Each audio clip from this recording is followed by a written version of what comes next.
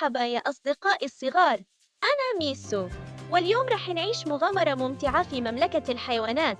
رح نعرف شو اسم الحيوان واسم زوجته واسم صغيره، وكمان شو دوره الجميل في حماية الطبيعة. جاهزين؟ يلا نبدأ. هاي البقرة الطيبة. البقرة زوجها الثور وصغيرها العجل بيعيشوا بالمزرعة وبياكلوا العشب الأخضر، ودورهم في الطبيعة بيساعدوا بتخصيب التربة برثهم فينمو الزرع أكثر، وكمان يعطونا الحليب الغذائي.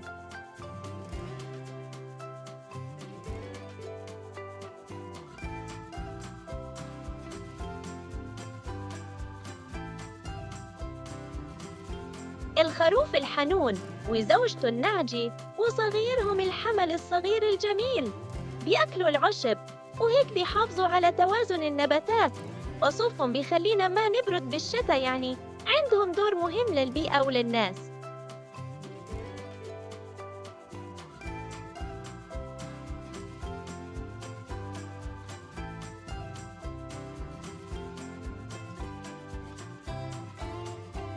قابلوا بوبي الكلب الشجاع وزوجته الكلبة وصغارهم الجراء.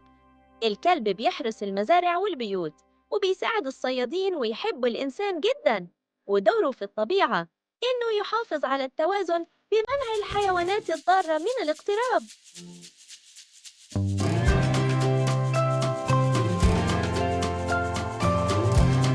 العصفور اللطيف وزوجته العصفورة وصغارهم الكتاكيت بيعيشوا بالأشجار وبياكلوا الحبوب والديدان، ودورهم مهم جداً لأنهم بنشروا بذور النباتات في كل مكان وبيساعدوا الشجر والنباتات إنها تكبر وتنمو.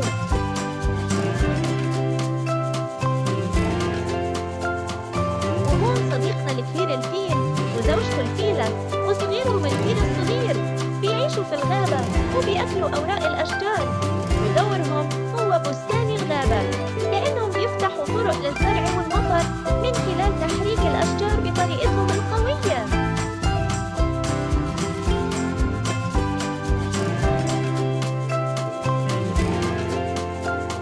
الملك الأسد زوجته اللبؤة وصغيرهم الشبل بيعيشوا في الغابة وبياكلوا اللحم. الأسد دوره إنه يحافظ على توازن أعداد الحيوانات حتى ما تكون حيوانات أكلت عشب أكثر من اللازم، يعني هو الحارس القوي للطبيعة.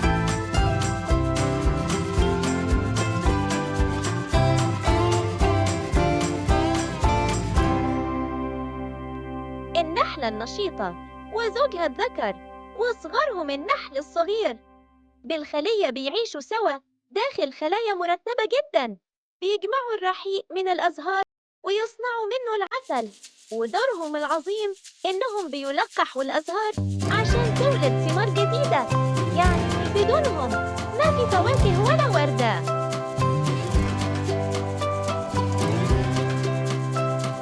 السلام على السلحفاة الهادية وزوجها الذكر وصغارهم السلاحف الصغيرة بيعيشوا بالأرض أو بالماء وبياكلوا النباتات والفاكهة.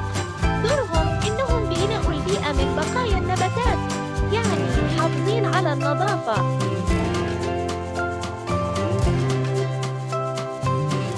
شوفوا البطريق اللطيف بيعيش بالمناطق الباردة مع زوجته البطروقة وصغيره الفرة بياكل السمك وبيحب العائلة كتير، ودوره إنه جزء من دورة الحياة البحرية بيساعد بتوازن الأسماك والطيور البحرية.